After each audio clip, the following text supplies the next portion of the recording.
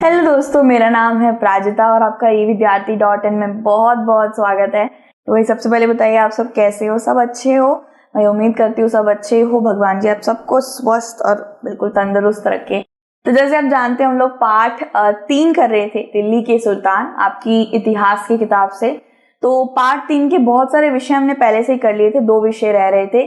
तो ये हमारा विषय आ जाता है खिलजी और तुगलक के वंश के अंतर्गत प्रशासन और समेकन नजदीकी से एक नजर। अब भाई इतना लंबा चौड़ा विषय का नाम है, तो विषय भी काफी बड़ा ही है। तो ये विषय थोड़ा सा लंबा चौड़ा होगा क्योंकि मैं इसमें अच्छी तरीके से आपको समझाऊंगी। इसमें आपको आपके विषय के अंदर एक डब्बा भी था, मोहम्मद बिन तुगलक और अलाउद्दीन खिलजी के बीच में क्या एक अलग वेदनाएं थी या क्या सम्मेलन था, उन्होंने अपना प्रशासन और अपना साम्राज्य कैसे संभाला था। तो उन दोनों के बारे में भी मैं आपको अच्छे से समझा दूंगी, ठीक है, जिससे आप अगर परीक्षा में ये आए कि दोनों के बीच में क्या अलग अलग भूमिकाएं उन्होंने निभाई हैं, तो आप अच्छे से लिख पाएंगे। ठीक है, तो थोड़ा सा बड़ा विषय है, पहले ही बता दिया भाई आपको। शुरुआत करते हैं इस विषय की। तो दिल्ली के सुल्तानों के पास विशाल राज्य थे और उन्हें विश्वसनीय राज्यपाल और प्रशासकों की आवश्यकता थी। अब जैसे आप जानते हैं, एक बड़ा साम्राज्य, एक विशाल साम्राज्य बनाने के लिए हमें एक बहुत बड़ी सेना टुकड़ी चाहिए होती है, सेना बल चाहिए होता है, एक अच्छा खासा प्रशासन चाहिए होता है और उसको संभालने वाले, और जो अलग अलग राज्य होते हैं या प्रांत होते हैं उनको संभालने वाले राज्यपाल या इक्तादार भी चाहिए होते हैं। इक्तादार या राज्यपाल दोनों बिल्कुल दोनों मेल ही खाते हैं, बस अलग अलग नाम है। ठीक है, तो हम इन 2 राजाओं के बारे में इस विषय में बात करेंगे, 2 शासक जिनका नाम है मोहम्मद बिन तुगलक और अलाउद्दीन खिलजी। भाई अलाउद्दीन खिलजी का नाम सबने सुना ही होगा, सबने मूवी शूवी देखी होगी पद्मावत, तो उसमें थोड़ा बहुत आपको पता होगा उनके बारे में। तो यहाँ पे यही बताया है कि प्रशासकों की भी भाई बहुत बड़ी आवश्यकता होती है एक विशाल साम्राज्य को खड़ा करने के लिए, और राज्यपालों की भी। राज्यपाल क्या होते हैं दोस्तों? राज्यपाल होते हैं एक राजा का जो एक, मतलब समझ लीजिए मैं राजा हूँ, मैंने बहुत सारी जगहों को भाई हड़पा है, कब्जे में लिया है, तो भाई मैं सारे अपने राज्यों को थोड़ी ना संभाल पाऊंगी। तो मेरे को एक एक राज्य को संभालने के लिए एक एक राजा चाहिए, एक एक राजा, छोटा छोटा राजा, मेरे से बड़ा नहीं, छोटा राजा, माने कि राज्यपाल। अगर हमारे भारत के उसमें बोला जाए तो चीफ मिनिस्टर। ठीक है, अब क्या प्रेसिडेंट पूरे भारत को संभालता है? नहीं ना, उसने एक एक राज्य के लिए एक एक चीफ मिनिस्टर रख रखा है। तो वैसे ही राज्यपाल हमारा चीफ मिनिस्टर हुआ। प्रशासक, अब जानते हैं प्रशासक कौन होते हैं? जो सारा काम धाम संभालते हैं कि कहाँ से कितना व्यवसाय का सामान आ रहा है, कितना कर लग रहा है। अच्छा, प्रशासन यानी कि कार्यभार संभालना, यानी कि बागडोर संभालना। ठीक है, ये सब प्रशासक करते हैं। तो इल्तुतमिश ने फारसी में बंदगन, या आप इनको बंदगा भी कह सकते हैं, यहाँ पे मैं लिख देती हूँ बंदगन नामक सैन्य सेवा के लिए अपने विशेष दासों का समर्थन किया। अब क्या है ना कि इस वक्त पे एक नए छोर के बारे में हम बात करने जा रहे हैं, जो यही है बंदगा। क्या है मैं आपको अच्छे से बताती हूँ। इल्तुतमिश जो बहुत पहले के शासक रह चुके हैं दिल्ली के, ठीक है, मुगल शासक, इल्तुतमिश की बेटी थी ना रजिया सुल्तान, तो उसके बाद ही ये अलाउद्दीन खिलजी और ये मोहम्मद बिन तुगलक आए थे।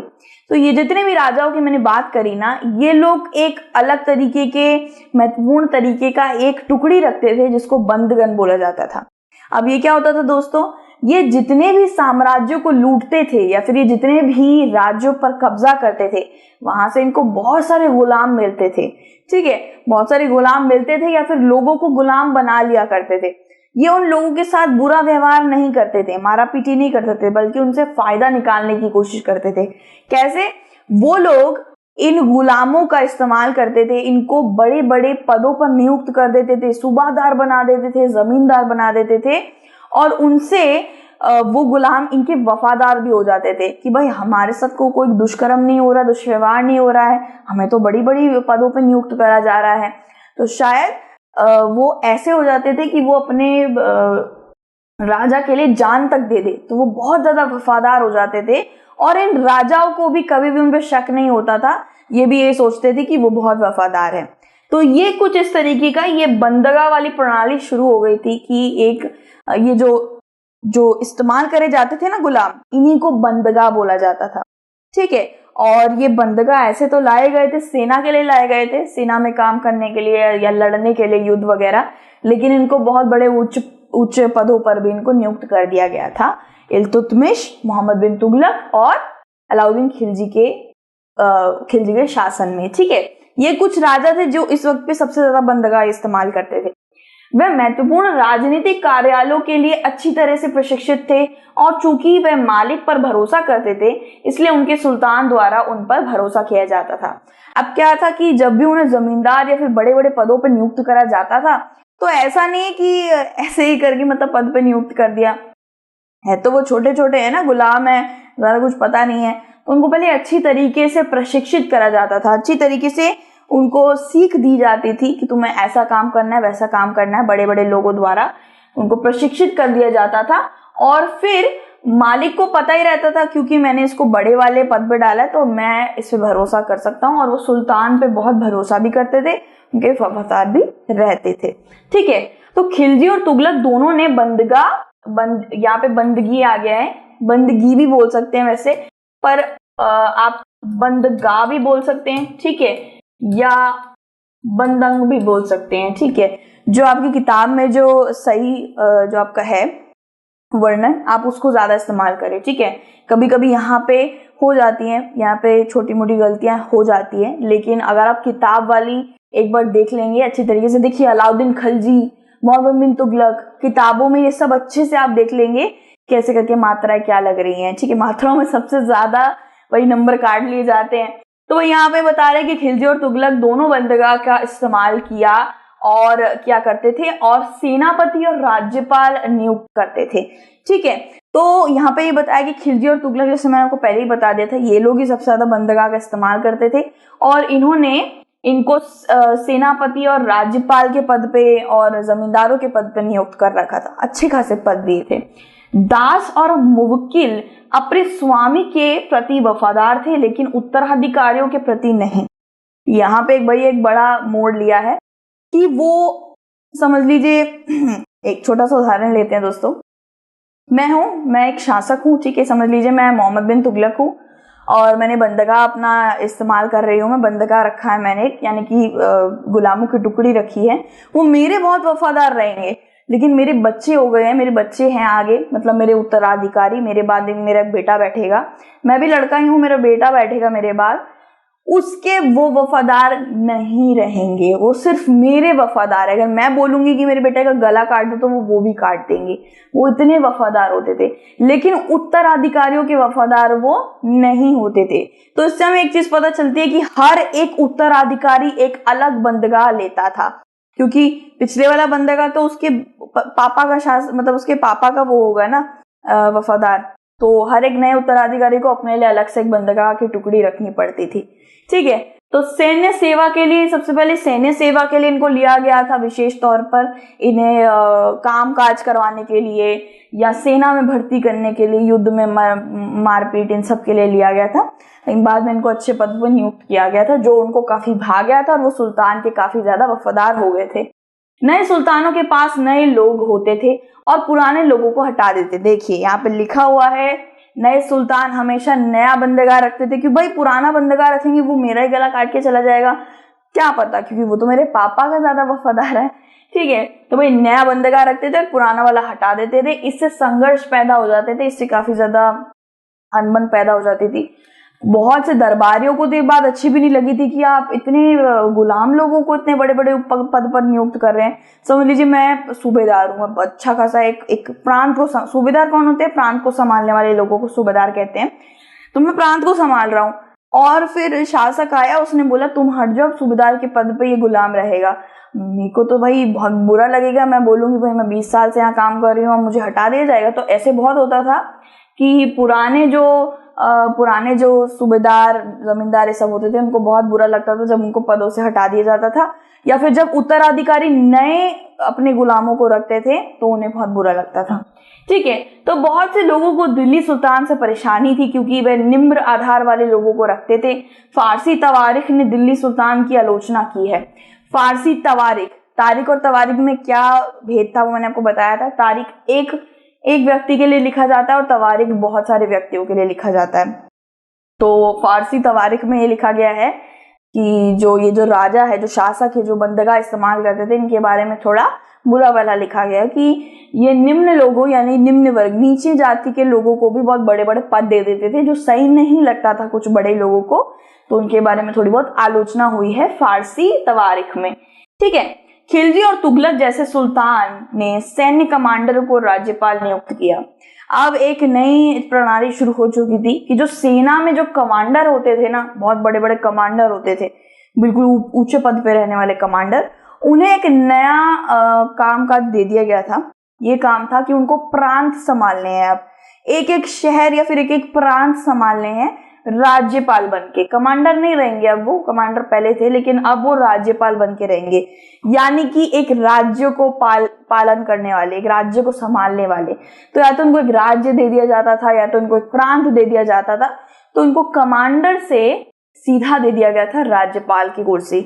उधर उन्हें क्या करना पड़ता था, उन्हें राजनीतिक और सेनानायक किसी भी तरीके के उनको काम वाम संभालने पड़ते थे, मतलब पूरा राज्य को संभालना पड़ता था।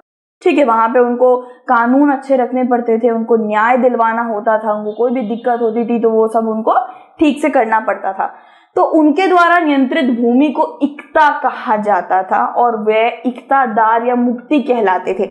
अब यहाँ पे जो मैंने शब्द बोला राज्यपाल, ये राज्यपाल मैंने आपको समझाने के लिए बोला कि एक सेना नायक या सेना कमांडर से इनको राज्यपाल यानी कि राज्य का पालनहर्ता बना दिया गया। लेकिन अगर फारसी भाषा में इनको कुछ और ही नाम दिया गया है। फारसी भाषा में इनको इक्तादार बोला जाता है। एक प्रांत को संभालने वाले व्यक्ति को इक्तादार बोला जाता है और जो उस प्रांत को, जो भूमि को वो संभाल रहा है, उसको इक्ता बोला जाता है। ये आपको अच्छे से याद रखना है दोस्तों। या फिर आप इक्तादार नहीं बोल सकते तो आप मुक्ति भी लिख सकते हैं, छोटा सा शब्द है मुक्ति। ठीक है। मुक्ति या इक्तादार वो होता है जिसको एक प्रांत दे दिया जाता है उसके सम्राट द्वारा, और जो प्रांत, जो भूमि पे वो काम करने वाला है, उस भूमि को बोला जाएगा इक्ता। ये आपको अच्छे से याद रखना है दोस्तों। ठीक है, क्योंकि भाई परीक्षा में आने वाला है। तो मुक्ति का कर्तव्य क्या होता है, देखिए इन मुक्ति का क्या कर्तव्य होता है। जैसे मैंने आपको बोला, कानून और व्यवस्था बनाए रखना, न्याय का पालन करना, सैन्य अभियान चलाना, यानी कि जब भी दूर से सम्राट को जरूरत पड़ती थी कि भाई टुकड़ी ले आओ, 50-60 हजार लोगों की मतलब सेनाओं की टुकड़ी ले आओ जल्दी से, मुझे ये चाहिए, मुझे बारूद चाहिए, मुझे ये चीजें चाहिए, तोप चाहिए, तो वो भेज दिया करते थे या वो खुद भी चले जाया करते थे। ठीक है। और जिस भी भूमि को यानी कि जिस भी इक्ता को वो संभाल रहे थे, वहां पे उनको क्या करना पड़ता था, कानूनी व्यवस्था सब ठीक ठाक हो रहा है नहीं हो रहा, सब कुछ उन्हें करना पड़ता था। और साथ ही साथ इनका एक और कार्यकाल रहता था कि इनको कर वसूली भी करनी होती थी।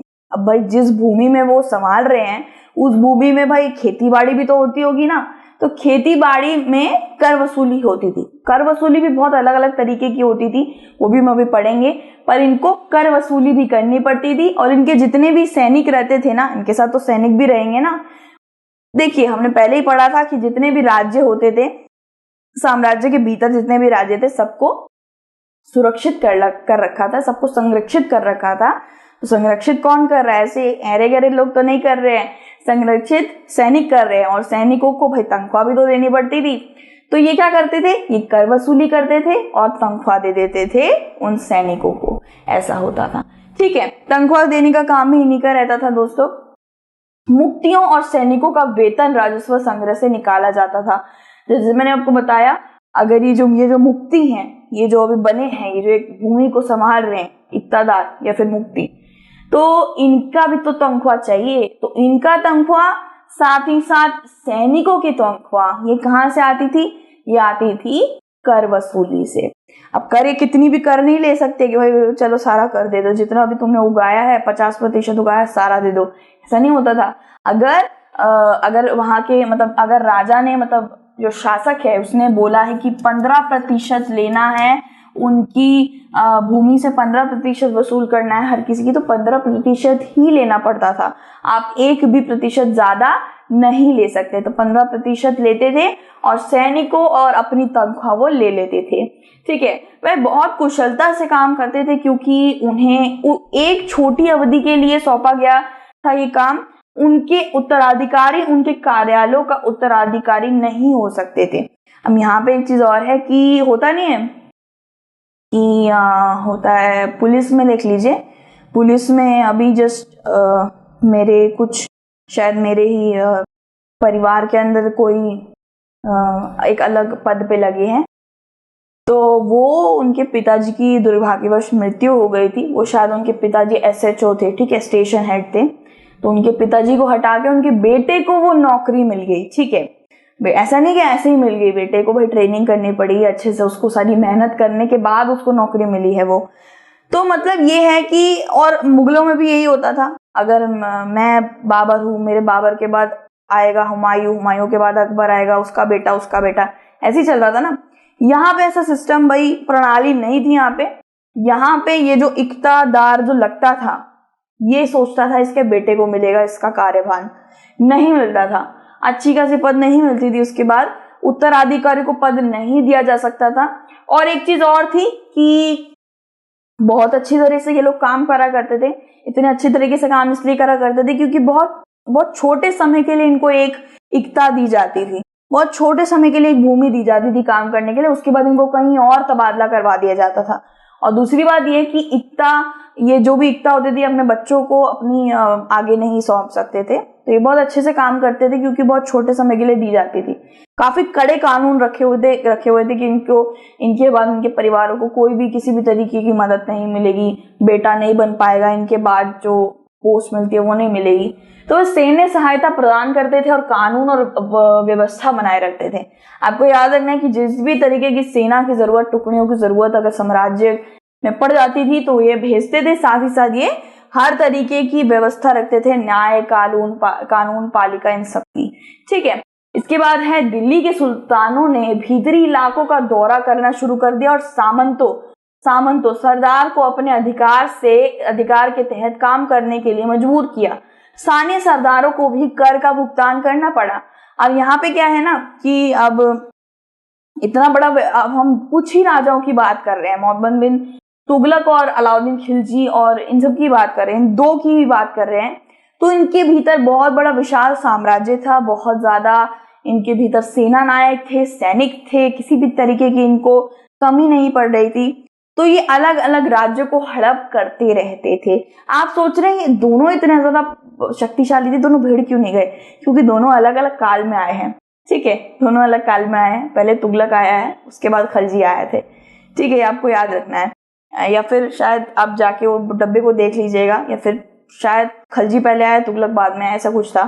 तो आपको बस ये याद रखना है कि तुगलक खलजी एक साथ नहीं थे एक वक्त पे, दोनों एक के बाद एक बाद में आए हैं, ठीक है।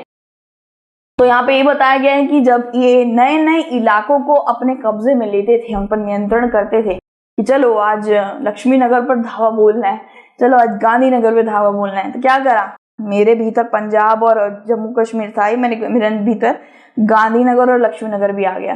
तो ऐसे भी होता था। तो वहां पे जो सामंत काम करते थे, मतलब वहां पे जो सरदार रहते थे या बड़े बड़े जमींदार रहते थे, ठीक है, या सूबादार रहते थे, ये लोग कौन होते थे? यानी कि कोई सेना का काम संभालता था, कोई प्रशासन संभालता था, किसके पास बड़ी बड़ी जमीनें थी। तो इनको भी मजबूरन, अब जो जिस राज्य में ये रह रहे थे वो राज्य तो उसके भीतर हो गया ना, सम्राट के भीतर हो गया, तो वो कुछ कर नहीं सकते थे। तो इनको भी उनको जो शासक होते थे उनके साथ काम करना पड़ता था और इनको भी कर देना पड़ता था उन्हें, ठीक है। बल्कि इतना बड़े बड़े उच्च पद पे रहने के बाद भी इनको किसानों की तरह कर देना ही पड़ता था। अब कर भी बहुत अलग अलग प्रकार के होते थे। देखिए 3 प्रकार के होते थे। खेती पर ही सबसे बड़े थे। खराज बोला जाता था इस कर को, किसानों की उपज का 50%, यानी कि अगर किसान ने बताया तो किसान ने अगर 10 बोरी गेहूं उगाया है तो उसे 5 बोरी गेहूं साम्राज्य को देना पड़ेगा। ये हो गया आपका 50%। दूसरा तरीके का, इसको खराज बोला जाता था। दूसरा तरीके का खेती कर होता था मवेशियों के ऊपर। मवेशी कौन होते हैं दोस्तों? मवेशी होते हैं जो जानवरों को काट मार के खाते हैं, जिनके पास जानवर होते हैं, जो ऊन भी निकालते हैं, घी, दूध, ये सब भी निकालते हैं, ठीक है। तो मवेशियों को भी देना पड़ता था भाई कर। और तीसरा कर लगता था इनके घरों पे। कि कहीं भी घर बनाएंगे, किसान मवेशी दोनों कहीं भी घर बनाएंगे, इनको घर बनाने के लिए भी कर देना पड़ेगा। ठीक है, तो ये 3 प्रकार के कर लगते थे। देखा जाए तो, वैसे देखा जाए तो ये जो सरदार होते थे ना, सरदार जमींदार जो बड़े बड़े पद पे थे, जिनको साम्राज्य में, जिन नए राज्य को ले लिया गया था, कब्जे में ले लिया गया था, वहां पे ये लोग काम करते थे, इनको ही कर वसूली करनी पड़ती थी। बहुत जगह तो इनको कर वसूली भी करनी पड़ती थी और कर खुद देना भी पड़ता था।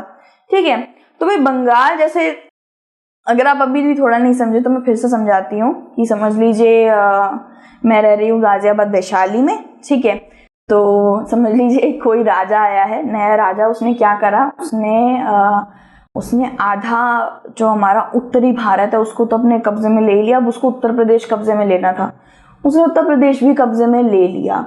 अब क्या है, अब हम कहाँ से निकले, अब हमारा तो भाई राजा वो ही कहलाएगा, क्योंकि हम उसी के कब्जे में बैठे हैं। तो जो काम वो बोलेगा हम वो कर देंगे। सरदार हो चाहे जमींदार हो, बड़ी पद पे बैठे हो, क्या कर सकते हैं, जो बोलेगा वो हम कर देंगे। तो हमें वही करना पड़ रहा था। तो इनकी भी कुछ इसी तरीके की स्थिति थी। कब्जे में आ गए थे ये लोग, तो क्या कर सकते थे, इनको भी कर वसूली भी करनी पड़ रही थी और कर भी चुकाना पड़ रहा था। ठीक है, आप समझ गए भाई लोग।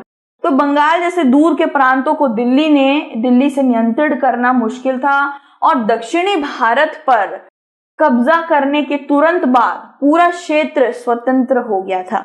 यहाँ पे बताया कि कुछ कुछ क्षेत्र तो ऐसे भी थे जिस पर ये जो विशाल साम्राज्य वाले जो शासक हैं, अलाउद्दीन खिलजी और तुगलक, ये उन क्षेत्रों को नहीं संभाल पा रहे थे। बहुत दूर बैठे हुए थे, समझ लीजिए अगर वो यहाँ बैठे हुए हैं तो बंगाल यहाँ है, तो अच्छे से नहीं संभाल पा रहे थे। तो कुछ राज्य स्वतंत्र भी हो गए थे इन्हीं के भीतर रहकर। जैसे कि वो दिल्ली में बैठे हुए थे, सुल्तान तो दिल्ली में बैठे हुए थे, तो भाई बंगाल पर ले लीजिए और दक्षिण भारत पर अच्छे से क्या नहीं कर पा रहे। भाई दिल्ली यहाँ पे तो दक्षिण भारत यहाँ पे, तो नहीं कर पा रहे थे अच्छे से, नियंत्रण उसमें नहीं रख पा रहे थे। तो कुछ राज्य स्वतंत्र भी हो गए थे। ठीक है, अब जैसे मैंने आपको बताया था 3 कर कौन कौन से थे। एक तो पशुओं पर थे, जो भी पशु रख रहे हो आप, और मवेशी तो पशु ये सभी रखते हैं ना। और किसान की उपज पर होता था, जो भी वो उपज करेगा उसका 50% उसको देना पड़ेगा। ठीक है, 50% याद रखिएगा। और घरों पर, जो भी वो घर वर बनाएंगे उन पर, तो आपको अच्छे से याद रखना है। ठीक है, तो भाई आगे देखिए, कभी कभी अलाउद्दीन खिलजी और मोहम्मद तुगलक जैसे शासक इन क्षेत्रों में अपना नियंत्रण स्थापित कर सकते थे, लेकिन केवल थोड़े समय के लिए। जैसे हमारा ये मानचित्र अगर आप देखेंगे, ये समझ लीजिए हमारा ये भारत का मानचित्र है। भाई मजाक ना उड़ाना, हमारी ड्राइंग काफी बढ़िया है, बस दिखा नहीं रहे हैं हम आपको।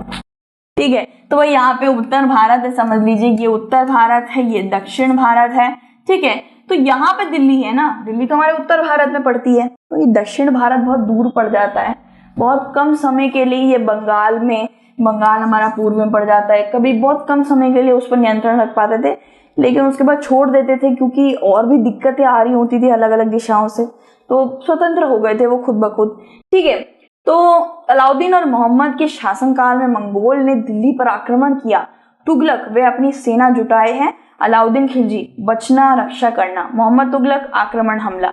अब यहाँ पे क्या बताया है, यहाँ पे अच्छा ये दोनों से यहाँ पे 2 बार हो गया है, माफ करिएगा। ठीक है, अब यहाँ पे ये बताया है कि ये सब हो ही रहा था, नियंत्रण नहीं रख पा रहे थे छोटे छोटे राज्य पर, ये सब तो चल ही रहा था, छोटी मोटी चीजें आ ही रही थी। अब एक बड़ा धक्का लगा था इन साम्राज्य को, धक्का था मंगोल से। ठीक है, मंगोल में था जंगिस खान, जिसको अंग्रेजी में जंगिस बोला जाता है, ऐसा हिंदी में चंगेज खान बोला जाता है। ठीक है, चंगेज कुछ इस तरीके से लिखते हैं,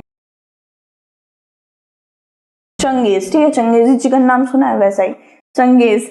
तो चंगेज खान भाई हमारा था मंगोल में बैठा शासक। उसने ट्रांगोजियाना उसके अंदर था। ट्रांगोजियाना आजकल के वक्त पे शायद उज्बेकिस्तान बोला जाता है। उज्बेकिस्तान हो गया और ईरान हो गया, वो सब उसके काबू में आ गए थे। तो मंगोल का भाई आंख लगी थी मंगोल की दिल्ली पर। मंगोल का जो राजा है चंगेज खान, इसकी बहुत बुरी नजर लग गई थी दिल्ली पर। दिल्ली के शासकों को खत्म कर देना चाहता था, साम्राज्य को पूरा लूट पाट के अपने अंदर करना चाहता था, लेकिन इतने आसानी से नहीं कर सकता था, क्योंकि भाई वहां पे बैठे थे बड़े बड़े विशाल साम्राज्य वाले शासक जो बहुत ज्यादा ताकतवर थे। एक था मोहम्मद बिन तुगलक और दूसरा था अलाउद्दीन खिलजी। अपने अपने वक्त पे बैठे होते भाई ये लोग। तो इन दोनों में कुछ ने चतुराई दिखाई, बच गया, और कुछ ने थोड़ा सा मतलब हाथ से छूट गया। तो अलाउद्दीन खिलजी का देखा जाए तो अलाउद्दीन खिलजी ने हमेशा कभी भी प्रहार पहले नहीं किया और उसने कभी भी सामने वाले को आक्रमण नहीं किया। उसने हमेशा बचने की कोशिश करी, और बचोगे नहीं तो आक्रमण बाद में कैसे करोगे?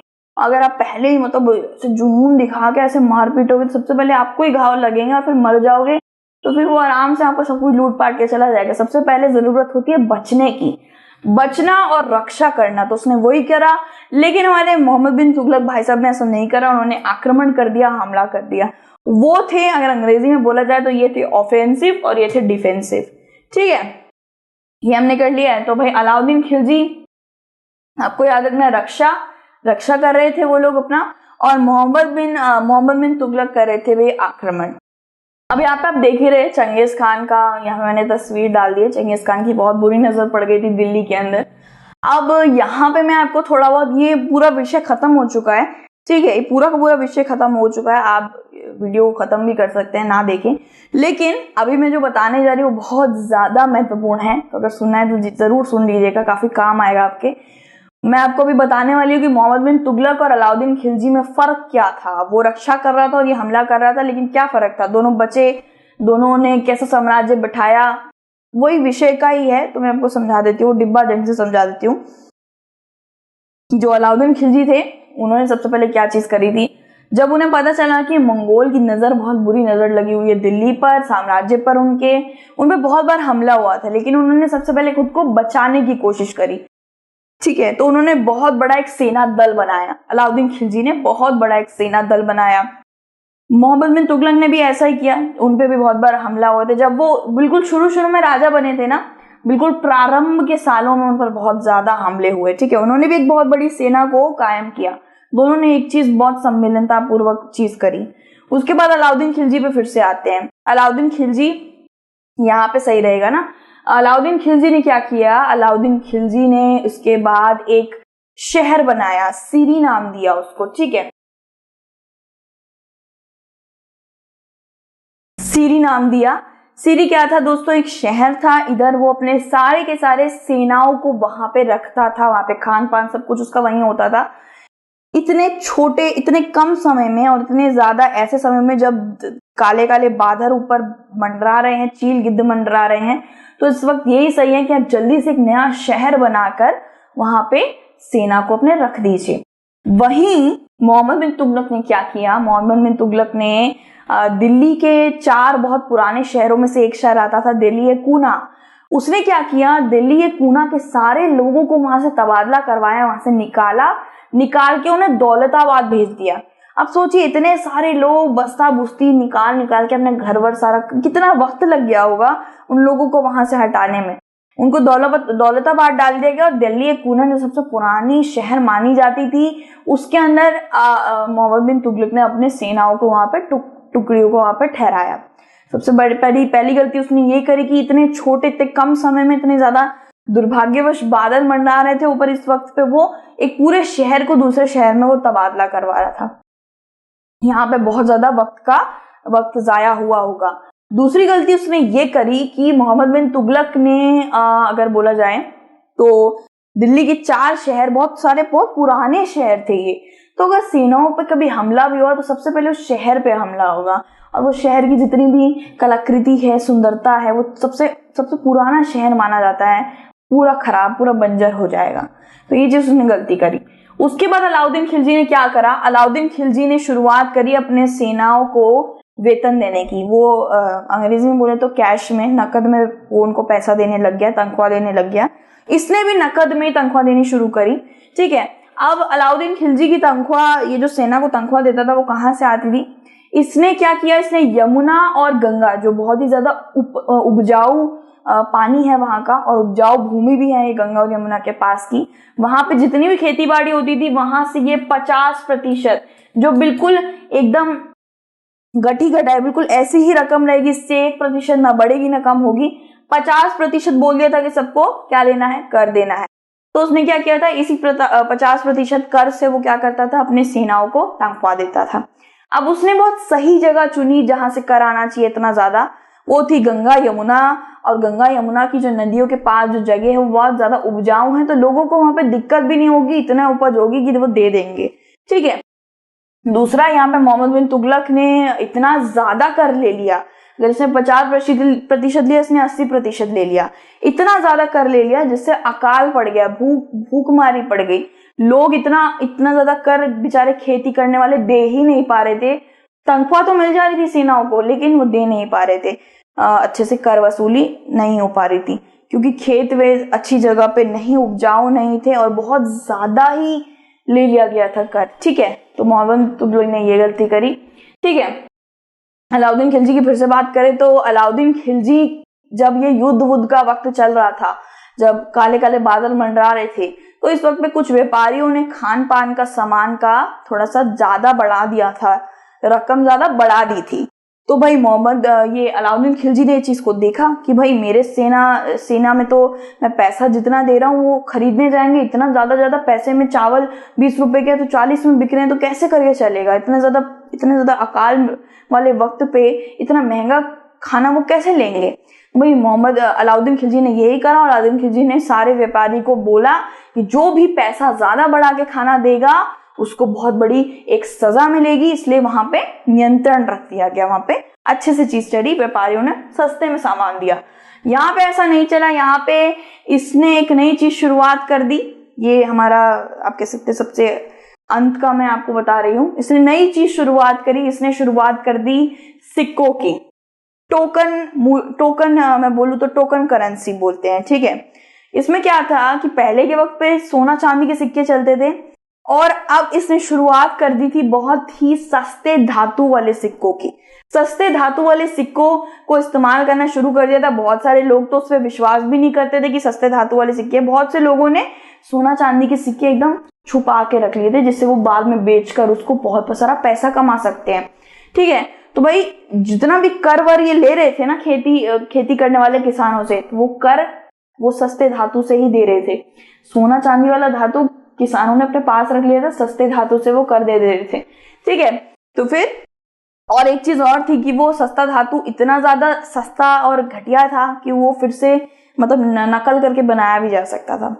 तो इसीलिए मोहम्मद बिन तुगलक को थोड़ा ऐसे बोलते हैं कि पागल था, ये बहुत बड़ा शासक पागल टाइप था, क्योंकि इसने सोना चांदी के सिक्के बंद करवा के पीतल और घटिया धातु के सिक्के शुरू करवा दिए थे, जिससे इसको काफी ज्यादा नुकसान पहुंचा था, क्योंकि लोग उसकी नकल भी कर ले रहे थे और आराम से अपना चला ले रहे थे गुजर बसर। तो ये कुछ मैंने आपको बता दिए, कुछ अंकित कुछ व्याख्या थे जो मैंने उसमें पढ़े थे डिब्बे में, मुझे लगा कि आपको बताना सही रहेगा।